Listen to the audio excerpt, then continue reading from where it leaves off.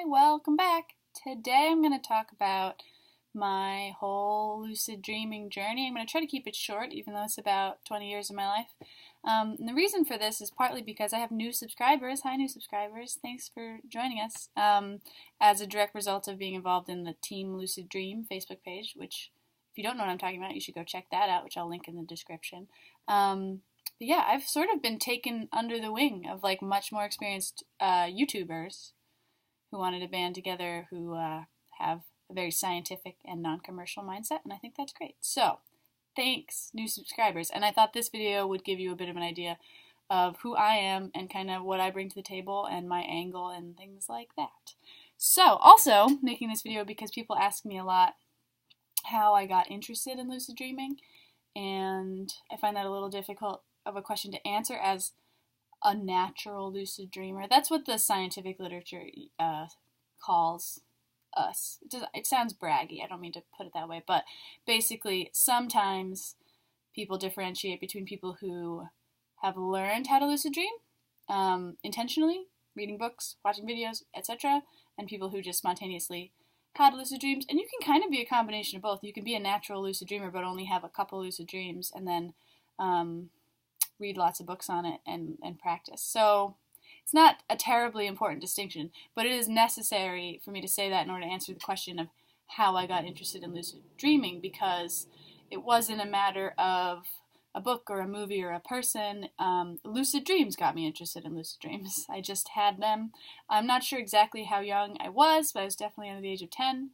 Might have been as young as, say, 7, maybe 9. I'm not really sure, but it's definitely about 20 years ago now, or more. And yeah, that's kind of cool. That's kind of a cool milestone, I suppose.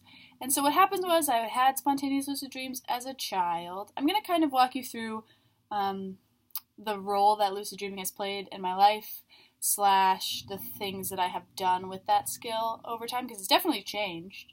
Unsurprisingly, something that I learned to do when I was 7, or accidentally started doing when I was 7 or 8, I don't approach it the same way now.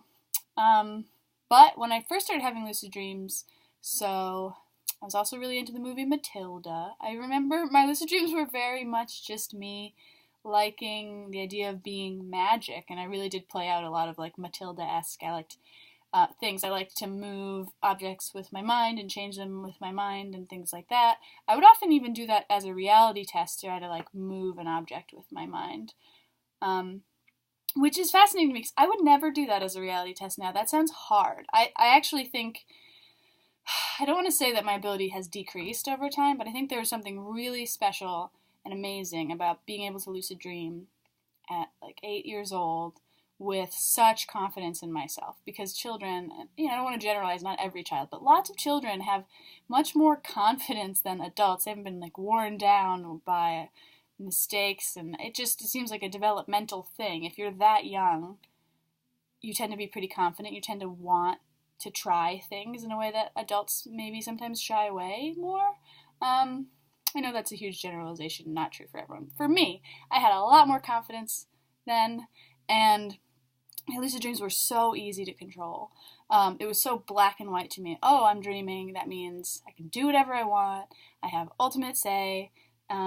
And I did. And I feel like that, obviously, that really speaks to the importance of confidence and expectation and belief. It also, to me, points to maybe the fact that we should be teaching children how to lucid dream. It's something I feel really strongly about. Because they can. And because it was a really beautiful thing in my life and really gave me a feeling of control. Children don't often have a lot of control over their lives. They're just sort of being dragged around from thing to thing. They don't have to work, but they don't really get to have a say in what they do. And I really loved lucid dreaming as a kid. Maybe even more than I do now, as much as I still love it, because it was just so magical. And I loved talking to people about it, even though they kind of looked at me funny. Other kids were always really interested. Again, I think we should teach children this.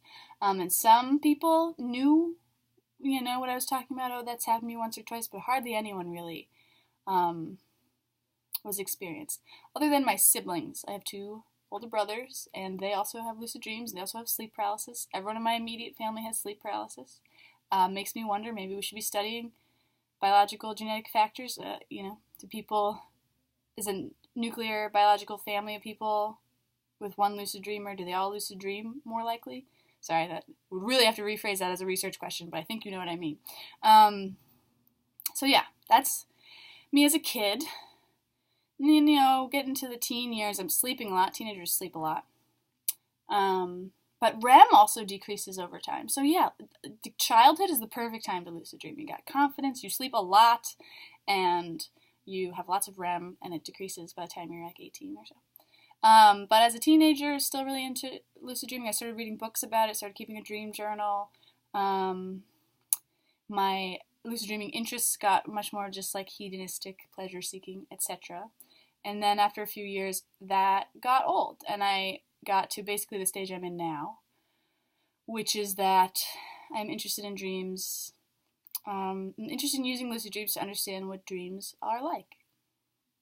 And kind of got tired of all the activities, partly because I tried everything, flying, everything, did it all, and then got to a point where I was like, you know what, I'm just going to observe.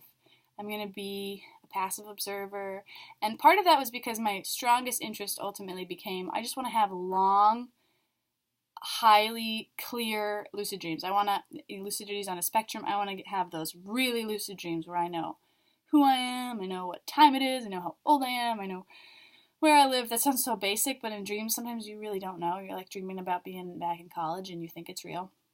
I wanted to have all of that information. I wanted to be thinking logically. I wanted to have my lucid dream really last. And that became my biggest concern for many years, was just kind of getting good at lucid dreaming in a different way. I guess I had already had a really high level of skill with control, which actually decreased over time as I lost confidence. But then I, refocused on, okay, I don't really need to control a dream. It's not even necessarily that interesting anymore. I just want to control myself, control my emotional reactions, control my logical, thinking levels, and just have really long lucid dreams. And then most recently, since starting this YouTube channel, I've sort of sparked a new interest for me in the connection between mindfulness and meditation and lucid dreaming, and I have twice now experimented with meditating in a dream, which I'll make a whole video about, but I want to do it a few more times before I talk about it, because it's been harder than I thought, and, well, not harder than I thought, but I'm experiencing once again the difficulty of staying in a lucid dream, which, as I said, I really perfected. That was like my most recent sort of phase of lucid dreaming practice was focused on that, and now that I've tried to start meditating, it's gotten a little loose. I've,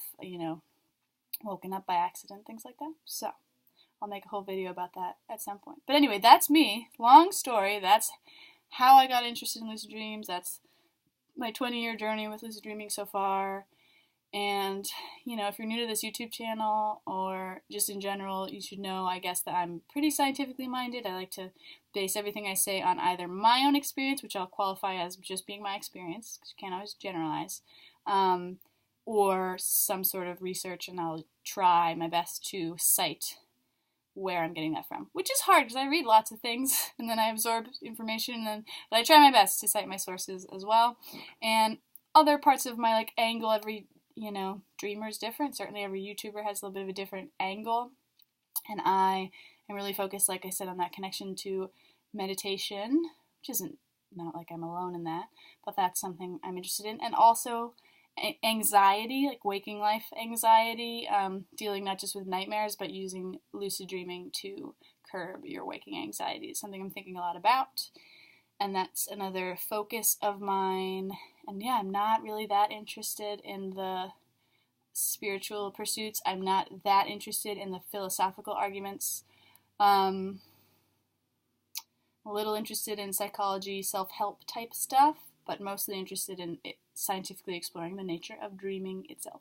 So that's a long explanation. I always try to make short videos, and they're always about 10 minutes long. I guess that's just how long I like to talk for, 10 straight minutes. But that's all for now. I make videos on lucid dreaming every Thursday. I occasionally post some music and comedy and other things, but the lucid dreaming videos are consistently every Thursday, and so if you subscribe, you'll get better at lucid dreaming, and I'll see you next time.